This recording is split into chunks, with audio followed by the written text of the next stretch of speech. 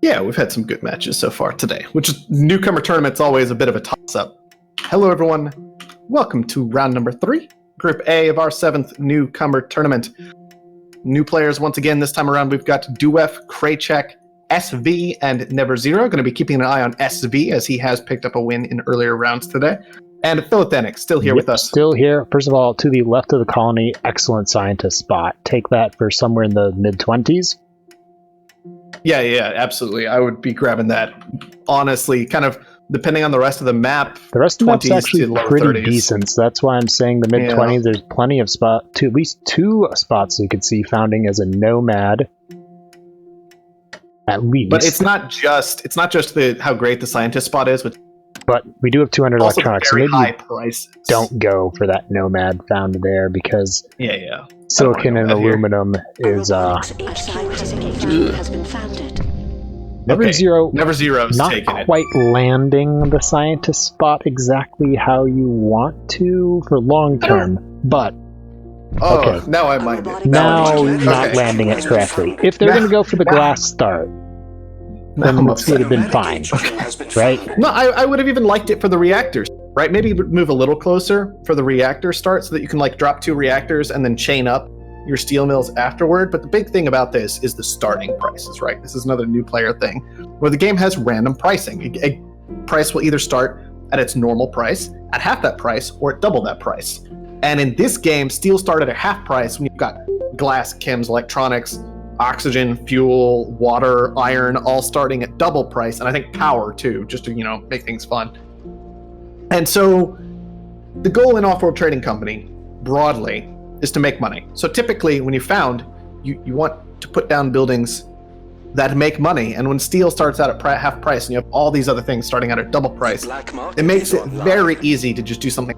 Drop a couple reactors, drop a couple glass kilns, right? Make that money, and you're good to move forward. If you weren't going to do that, then you should have founded closer to the iron spots. You're not shipping your steel, and you get that quicker now, and you'd be able to upgrade it may seem like we're picking on NeverZero, but it's just, that was kind of it was so close to being good that you just want to point out the little mistakes in judgment that have led to it being much, much less good. Even though they're very small mistakes in judgment, they can cause big problems long term for the health of your game. Other players found SV up here in the top going for a robot right next to the iron in this crater. Now, first, the founding next to the iron as a robot, good instinct. Founding in 2/3 of a crater, bad instinct because there's so little room to actually put down your building. At least it's a large crater and he's robotic, right? So those are the 2 things that kind of help balance it out. But there are EMPs. There are EMPs, I know, but at least he's robotic. And he was also near the water. Unfortunately, he did not claim it before Krachek was able to. Right. For the high and the medium. There are no nukes, so honestly, I think I would rather found it outside the crater, right in this water, and just ship the iron that little short skip across the crater. That's what I would have done too. Especially because as a robot, you get the double value for founding on top of a resource. You could have pretty easily crushed a medium and a few lows and then been in a really good spot to just immediately upgrade off the cheap steel price. Yeah. And you're just so good to go. That being said, HQ3 already, and the early game for this robot found is going to be good. It's just when things get a little bit cramped later on that there could be issues. We did have Duo West. Yeah. I was looking at that and getting sad. So when Duo started out HQ1 going for the 111 found, that is actually a legitimate found. The problem is now that you're on HQ2, that's when you start adding pairs, right? Yep. And we'll just repeat this every single time it shows up in the cast, so that way the players can understand. But when you don't do this. Right, don't build a black magic tile, which is a single production tile by itself. Single mines are okay. Single geotherms, also fine. But I'd hope so. You want to build, in this case, 2 electrolysis reactors right next to each other because each of them will get a 50% boost from being next to the same building of the same type. But the inputs will not be boosted, so you'll get 3 single tiles worth of output for 2 tiles worth of input. That's a great return for your money just by placing things correctly. Yeah, and NeverZero has the same thing going as bad for him. It's still not, Yeah. but it's not as bad because he's not having to pay the water price. He's not having to pay the silicon price.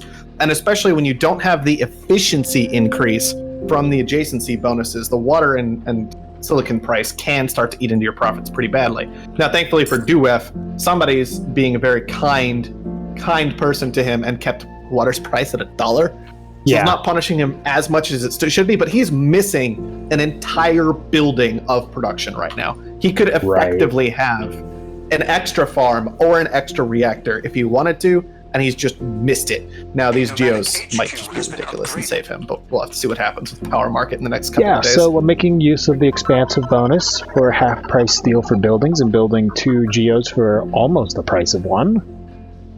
Well, aluminum is so low that it might as well be for the price of 1. Yeah.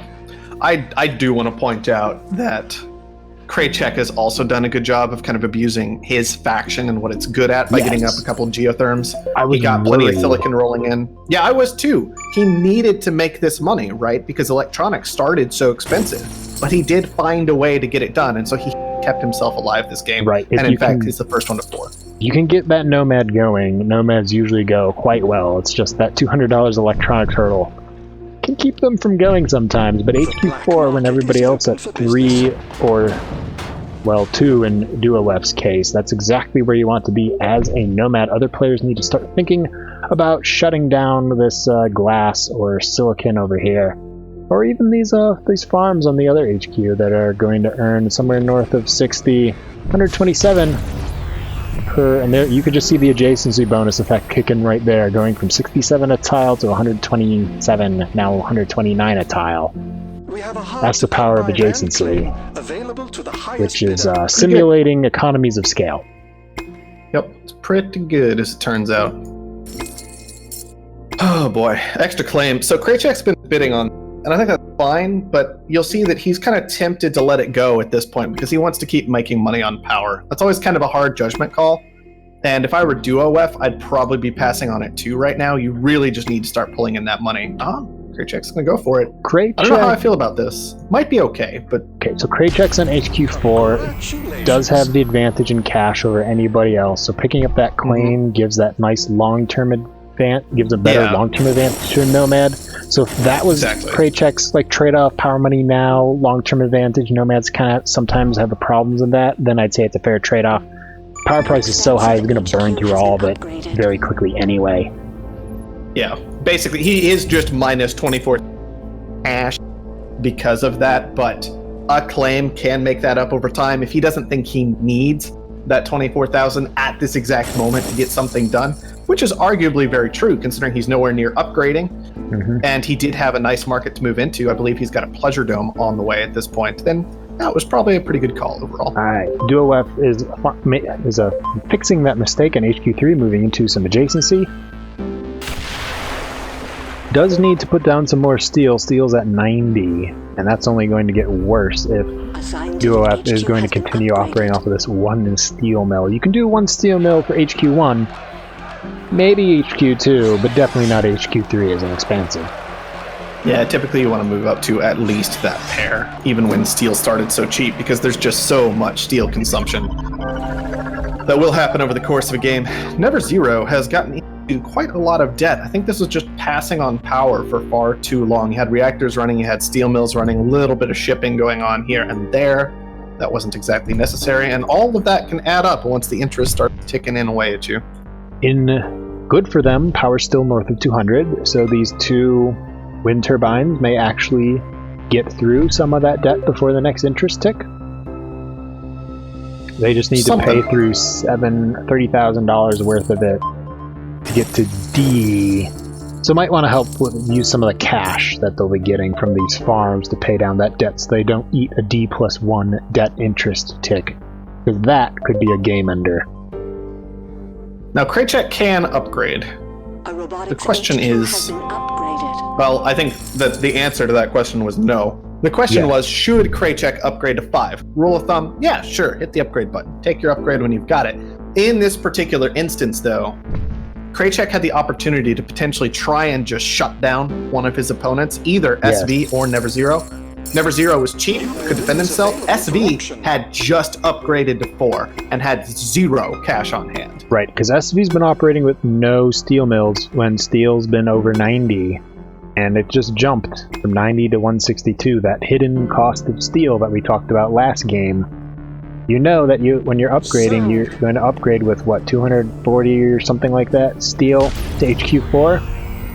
That's a lot of steel to buy from the market when it's at 90, so you're putting a lot of money into potentially another player's hands that you don't need to be doing. Yeah, this is a little excessive, by the way. From who? We've got 4 silicon quarries coming up for SV right now, and that's not what. It's not going to serve him well this game. Oh well, silicon was very expensive when he started it. He is trying to make some money, some quick cash off of that silicon. Unfortunately, it's just not going to work out at all. No.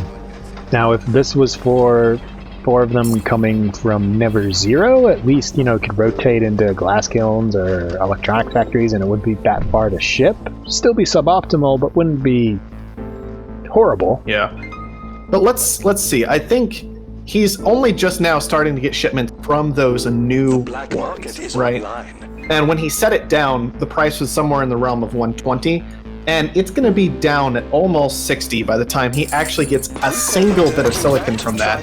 And then just watch how rapidly it's going to potentially drop over time here. I mean, already down to 47. Even with this shortage going on that Krachek was executing, because originally he was like, well, I have more silicon than everybody else. Even with that, the price just isn't going to be good enough long term. And on top of that, you're spending so much power to make this happen for SV. And if this were a particularly high-level game, network viruses. We're going to make sure that you're going to keep spending that power. So 2 things. A, Krachek with their patent says, I want to win this game. Going for teleportation, thinking machines, and carbon scrubbing. Nomads actually usually don't find the need for teleportation just because they're so close to so many resources. But I don't think he needed it this game. No, either, but it keeps anybody else from getting it. Right, it'll turn out to be a great denial anyway, but thinking machines with Offworlds at $42,000 profit, already at Soul 540 price, that's pretty good. Has a Pleasure Dome I'd like to see after carbon scrubbing virtual reality. With your expansive and scientist, that'll be a great pickup. Yeah, virtual reality should be pretty solid here. Let's see, what else could you potentially want on this list? I mean, thing is, superconductor not that great. He's going to head for geothermal borehole, which I definitely don't like compared to virtual reality. He's just not close to his geotherms. Right. The geothermal borehole will provide a small boost to the geo itself, but it's more. But it's not even as good as Energy Vault. Right. Not as good as Energy Vault, and it's not often you say that. Yeah, that's how you measure geothermal borehole a lot of the time to me, right? It's like, compare it to energy. As good? Is it twice as good? Is it 4 times as good? Can you use it effectively this game? And whenever you're not close to a geotherm and you don't have buildings kind of able to get up against that geotherm and actually use the excess power you get, the answer is just plain no. So the second thing I wanted to point out is Duo is purchasing other players' stocks instead of upgrading. And the reason why this is bad is because the money sitting there, sure, it earns a small amount of return by everyone else's stock price going up, but the amount you could make from, if you sell it, but the amount you can make from upgrading from HQ3 to HQ4 and getting those extra claims as an expansive, what is that? That's going to be 5 claims, is so much greater than parking that money into other players when you're in HQ3. Yeah, let's take a look. 5 claims. Let's just assume that you go into chems. Let's not even count adjacency bonuses, and we'll just do some rounding. That's $500 per second. If you just put all your new claims into chemicals, right? You are not making that money by having stock just sit in somebody else. Just spoiler alert, it's not going to happen. And on top of that, you put yourself in a situation where Krachek's like, nobody's really a threat. I wonder who I should take down first. Maybe I'll just get rid of this easy to knock out expansive because it gives me so much extra stock. That would be if SV wasn't in D+2. Well, yeah, there's that. But either way, you're giving the leader Either way. their pick of people to buy. So that's what we're going to look at for Krachek here. Krachek is going into slant drilling, which honestly doesn't really seem to help them that much. Yeah, Krachek is doing the Soren Johnson of Offworld, which is never seeing a patent they didn't like. Look, patents are good. I mean, the advantage to the patents here, plant drilling does set you up in a situation where maybe rearrange some stuff. You can change, so you've only got maybe 2 silicon, maybe 2 water, right? And you can, it's useful. It's not super great, but on the other hand, if you look at it as slant drilling is going to free up 2 extra tiles for me that I can then move around to wherever I want to. If I could get a new claim, 2 new claims with a patent, I'd probably do it. So, NeverZero able to get themselves out of D+2 debt, I believe it was at the time, right? Or D+1. And into D+4 debt. Anyway, but they're in B levels of debt with this nice combination of energy shorting from the hacker array, and then the triple wind turbines here, and then other players just not going into enough power. That's a good first step. Unfortunately, I still don't like that these steel mills aren't connected yet. That right end up pretty triangles, but at least you're not shipping steel the entire time. Thankfully for them, no magnetic storms in particular available this game. That would have been pretty terrifying. Oh boy, what else do we have going on here? I mean, it's hard for me to focus on anything. Krachek is so far ahead. Krachek is going to be going after Dowef, and I'm not seeing anybody else make moves that are going to keep them in it after the buy gets done. Right, so the question is, so SV, for example, over here in D+2 debt, is on the precipice of debt diving into irrelevance. And up to D+2 after paying it all down. NeverZero here only has the hacker array as their late game play. And while having a hack array by itself is often enough to win in a 1v1, it is, unless you're DT or Blues or somebody like that, it's often not enough to win in an FFA. Right, unless you use it to make a majority pickup or something like that. Now, if NeverZero is on the ball, they could be thinking about buying SV, and that might get them in a place where they could at least go toe-to-toe until the late game against Krachek. Although Krachek could just hit that, sell everything, shift buy right now, and SV, and that would be a great pickup as well.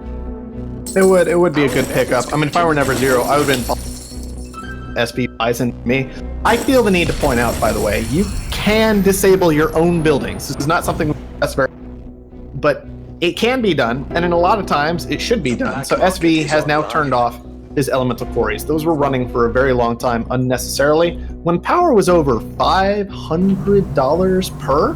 They've also used, someone used the returner claim. They must have used a returner claim to get rid of one of them. Yeah, he used a returner claim. Yeah. SV has been using returner claims throughout the game, and I believe he massively overthought himself at like HQ3, because at some point he had this high iron tile, and then later on he did not. When steel had kind of fallen away and he decided, I don't want to be making steel, I'm going to rotate out. He also got rid of his high iron tile at that point, and he has never claimed it back. He has never really retaken the ability to make steel this game, and that has been absolutely destructive for him. On HQ4, he had simply done that. Gotten to the point where I can make steel again. He could have been in a great spot. NeverZero, please purchase SV. That's the only thing that keeps you in the game. You can do it right now. Dowef is finally in 2 steel mills, but at this price should really have a 3rd. Yeah. Upgrades to HQ4, and there goes most of their money. Yeah, he's still, and think about how much earlier he could have been here. Also, Dowef could sell out of Krachek and just buy SV. Yeah, but that doesn't really get him any closer to winning. It doesn't win him, no, but at least to be a positive step in the right direction. Like what he's doing now potentially lets NeverZero buy SV right now, or let Krachek buy SV right now, which is about to happen, I would imagine. Yeah, you have all the money, NeverZero. You're just stockpiling everything instead of auto-selling when appropriate. All right, SV knocked out by Krachek. Let's see, NeverZero. Huh. And NeverZero has a lot of money. And if they took down SV, they actually might have been in a position, because they're using that scientist thing where scientists in the late game with high prices just get lots of money. I'm wondering if NeverZero is going to try and knock out if that opportunity is going to prevent itself. I don't think so, though, because Krachek's money at the end of the day. Yeah, NeverZero deciding to defend themselves, I think, unfortunately, is the decision that took a potential victory to a not going to happen. Yeah. Because if you have all that cash and you can use it at an opportune time, then you might be able to do something, but now all that cash is some of that cash is going to disappear because Duo WEF is what's the word I'm looking for? Panicking a little bit and just buying into everybody randomly. That doesn't help. Unfortunately. It just accelerates the end of the game for the guy who eventually acquires something that you can do to raise your stock price, but it's not going to be helpful to anybody else, and especially not you, for very long. Lots of work on this power market for Krachek, by the way. I'm going to be interested to see how much money he made out of that. Yeah, Krachek is the only one who actually has enough money in the power market. Mm-hmm. Everybody else, the power price has been so high for so long. If DuoWeb had gone into some,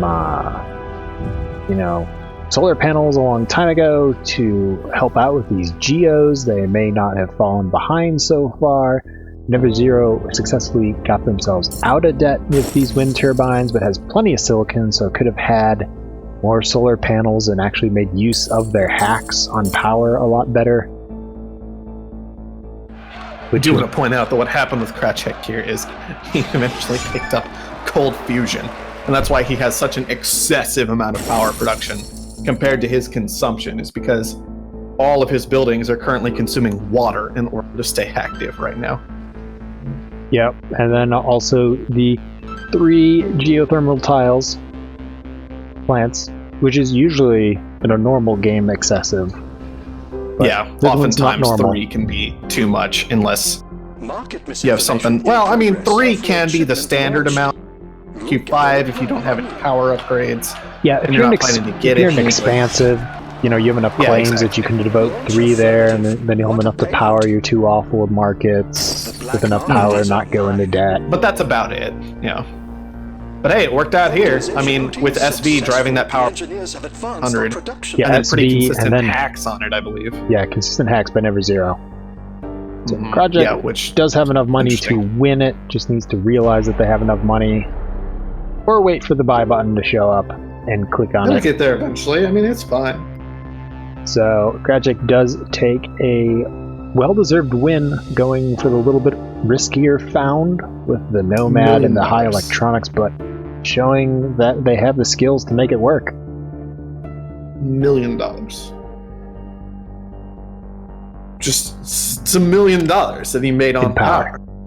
It's just all right, sure, why not? Go for it. Yeah, you usually win if you can make $1 million off of one resource I've found. Usually you do, as it turns out. I mean, it's just... It turns out in an Offworld trading company, there's a high correlation between making money and winning. Money and winning. Wow, yeah. Who would have thunk? Well, we did have an interesting game. We, once again, like all of these have been interesting. We discovered with DuoF 2 things. First of all, going for a single steel found is viable in HQ1, but not after HQ2 and on. You need to go into more steel. Also, use your money to upgrade instead of purchasing into other players that won't help you win against other humans. It might against the AI, but not humans. And adjacency is good. Yeah, adjacency is good, which they remembered at HQ3, but need to remember in HQ2 as well. Yeah, it's actually a fairly common thing for newer players in particular, is this idea that you see red number screen, and you're like, oh no, I want to make those red numbers go away. So I'm going to put down a farm. I'm going to put down a reactor. I'm going to try and make sure that I don't have any of those red numbers going on. I think red numbers are bad. And that's fair. Red numbers are bad, right? But even worse is not having black numbers somewhere else, right? You can take on a little debt. Debt is good, right? Yeah. Debt is what you need to take on in order to expand, as long as you're making good money. Yeah, you're a startup here on Mars. Most startups have a cash negative output for like their first few years until they go cash positive. Like if you think of the standard Silicon Valley startup, the one that we're using right now to communicate, Discord, hasn't earned a single penny in its multi-year existence. But they're setting themselves up for the long run, right? That's what you do in Offworld. Unless you're going for a power play, like a power robot, or the power so high that HQ2 is like, I gotta get into power. Right, getting anywhere between AAA and B debt in the first couple of HQs is more than fine, as long as you have a plan to start thinking about dealing with it on HQ3 and on. Yeah. But those early HQs you want to get out of as fast as possible, just so you can make money with your tiles. It's true. That is pretty much the only goal that you have at the game. Upgrade. Get to the next level. Move on. I have seen victories on HQ2 and 3, but they are few and far between. Most of the time, you aren't going to pull it off. You just need to keep upgrading.